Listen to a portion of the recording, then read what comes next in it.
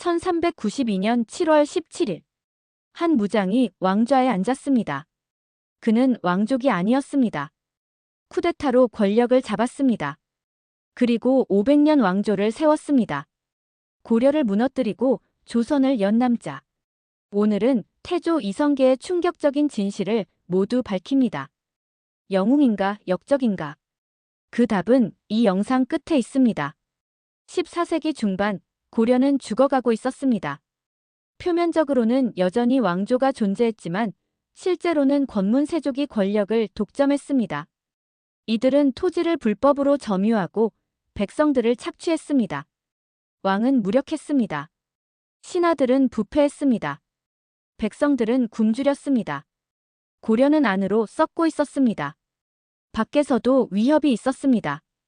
북쪽에서는 홍건적과 여진족이 침입했고 남쪽에서는 왜구가 약탈을 일삼았습니다.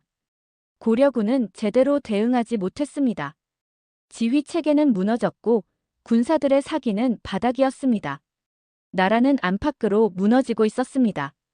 이 혼란의 시대에 한 무장이 두각을 나타냈습니다. 이성계였습니다. 그는 함경도 출신의 무장 가문에서 태어났습니다. 그의 집안은 대대로 동북 변경을 지켜온 군인 집안이었습니다. 이성계는 어려서부터 말타기와 활쏘기를 배웠습니다. 그는 타고난 전사였습니다. 이성계가 처음 이름을 알린 것은 여진족과의 전투에서였습니다. 1356년 그는 아버지를 따라 여진족을 토벌하러 갔습니다. 이 전투에서 이성계는 놀라운 활솜씨를 보여주었습니다. 말을 타고 달리면서도 정확하게 적을 맞췄습니다. 그의 활솜씨는 전설이 되었습니다. 백발백중 이성계라는 별명이 생겼습니다. 1361년 홍건적이 고려를 침략했습니다. 홍건적은 중국의 반란군으로 수만 명이 압록강을 건너왔습니다. 고려는 큰 위기에 처했습니다. 개경이 함락될 위기였습니다. 이때 이성계가 나섰습니다. 그는 작은 부대를 이끌고 홍건적과 싸웠습니다. 게릴라 전술을 사용하여 적을 교란시켰고 결국 홍건적을 격퇴하는 데 큰 역할을 했습니다. 1370년대 이성계의 명성은 더욱 높아졌습니다. 왜구 토벌에서도 큰 공을 세웠습니다. 황산 전투에서 그는 왜구를 크게 격파했습니다. 지리산 전투에서도 승리했습니다. 이성계는 백전백승의 장군이 되었습니다. 백성들은 그를 영웅으로 여겼습니다. 이성계가 있으면 우리가 안전하다. 하지만 이성계는 단순한 무장이 아니었습니다. 그는 정치적 감각도 뛰어났습니다. 고려 조정의 부패를 보면서 근본적인 변화가 필요하다고 생각했습니다. 그의 주변에는 정도전, 조준 같은 신진 사대부들이 모여들었습니다. 이들은 개혁을 꿈꾸는 사람들이었습니다. 1388년 결정적인 순간이 왔습니다. 명나라가 천령 이북을 자신들의 영토라고 주장했습니다. 고려 조정은 분노했습니다. 최영 장군의 주도로 요동정벌을 결정했습니다. 하지만 이것은 무모한 계획이었습니다. 명나라는 막 원나라를 무너뜨린 신흥 강국이었습니다. 고려는 이미 지쳐 있었습니다. 이성계는 처음부터 반대했습니다. 그는 사불가론을 주장했습니다. 작은 나라가 큰 나라를 치는 것은 불가하고 여름에 군사를 일으키는 것은 불가하며 전국의 군사를 동원하면 왜구를 막을 수 없고 장마철에는 활이 풀어져 싸울 수 없다. 4가지 이유로 출병이 불가능하다고 했습니다. 하지만 최영과 우왕은 이성계의 의견을 무시했습니다. 출병 명령이 떨어졌습니다. 이성계는 어쩔 수 없이 군대를 이끌고 북쪽으로 향했습니다. 5만 대군이었습니다. 그들은 압록강의 위화도까지 도달했습니다. 하지만 이성계의 예상대로 문제가 발생했습니다. 장마가 시작되었고 보급이 어려워졌습니다. 위화도에서 이성계는 고민했습니다. 이대로 진군하면 명나라와의 전쟁이 벌어질 것이고 그것은 고려의 멸망을 의미할 수도 있었습니다. 그렇다고 명령을 거부하면 반역이었습니다. 이성계는 며칠 밤을 고민했습니다. 정도전과 다른 참모들과 의논했습니다. 5월 22일, 이성계는 결단을 내렸습니다. 회군이었습니다. 이 길은 나라를 망하게 한다. 우리는 돌아가 나라를 바로 잡아야 한다. 5만 대군이 방향을 돌렸습니다. 남쪽으로 개경을 향해. 이것이 위화도 회군입니다. 한국사의 가장 극적인 순간 중 하나였습니다. 위화도 회군은 쿠데타였습니다. 왕의 명령을 어기고 군대를 이끌고 수도로 진격하는 것은 반역이었습니다. 이성계는 이것을 알고 있었습니다. 하지만 그는 더 큰 명분이 있다고 믿었습니다. 나라를 구하는 것, 백성을 살리는 것이 왕의 명령보다 중요하다고. 개경으로 돌아온 이성계의 군대는 압도적이었습니다.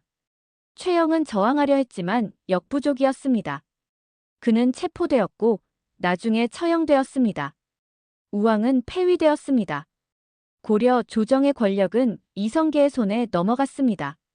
하지만 이성계는 즉시 왕위에 오르지 않았습니다. 위화도 회군 직후 이성계와 신진 사대부들은 개혁을 시작했습니다. 권문세족이 불법으로 점유한 토지를 몰수했습니다.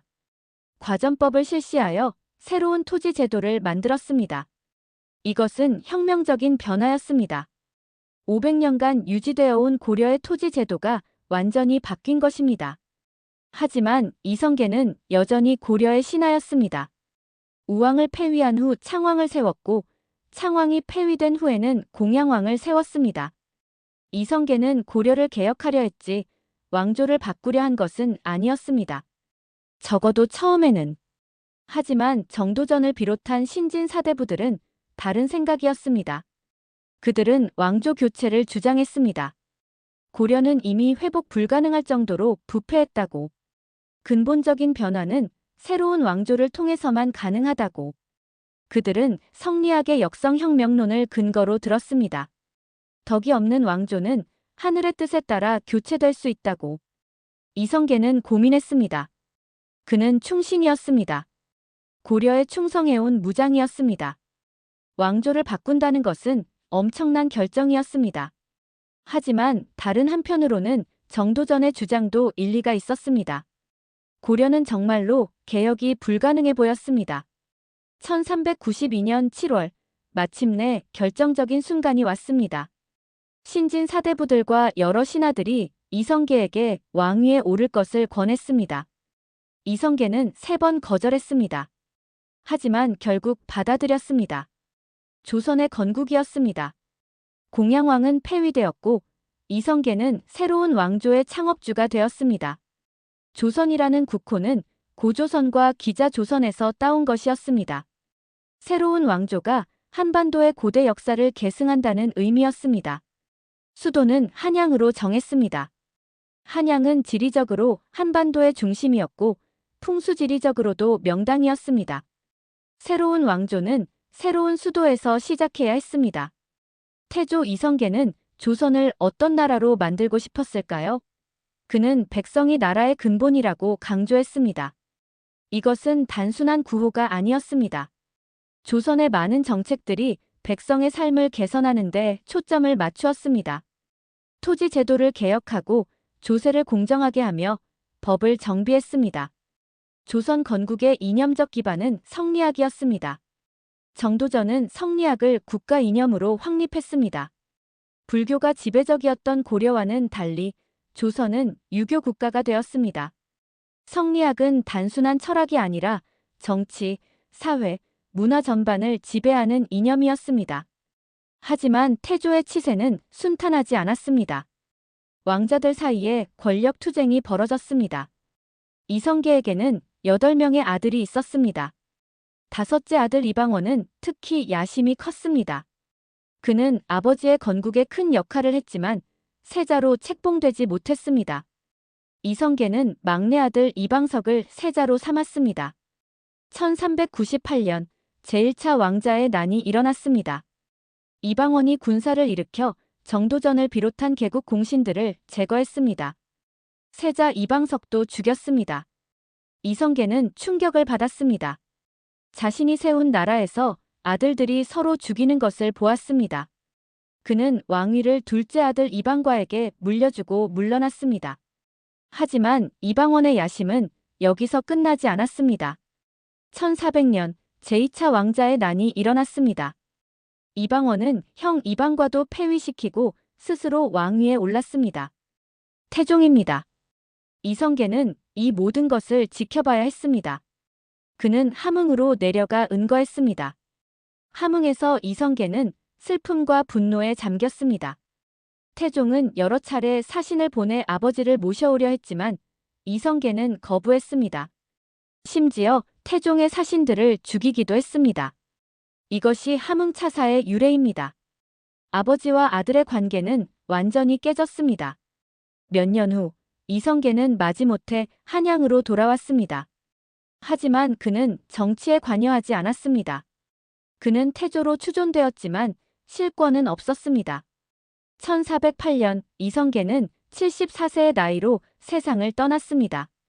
그의 묘는 구리시에 있는 건원릉입니다. 태조 이성계를 어떻게 평가해야 할까요? 그는 영웅인가 역적인가? 역사가들의 의견도 갈립니다. 어떤 이들은 그를 위대한 건국자로 봅니다. 그는 부패한 고려를 무너뜨리고 새로운 나라를 세웠습니다. 조선은 500년 이상 지속되는 장수 왕조가 되었습니다. 반면 어떤 이들은 그를 반역자로 봅니다. 그는 왕을 배신하고 왕조를 전복시켰습니다. 고려에 충성했던 많은 신하들이 목숨을 잃었습니다. 정몽주처럼 끝까지 고려에 충성한 사람들은 오늘날까지도 존경받습니다. 진실은 복잡합니다. 이성계는 영웅이면서 동시에 반역자였습니다. 그는 나라를 구했지만 동시에 왕조를 무너뜨렸습니다. 역사는 이분법적으로 판단할 수 없습니다. 이성계의 선택은 당시의 맥락에서 이해해야 합니다.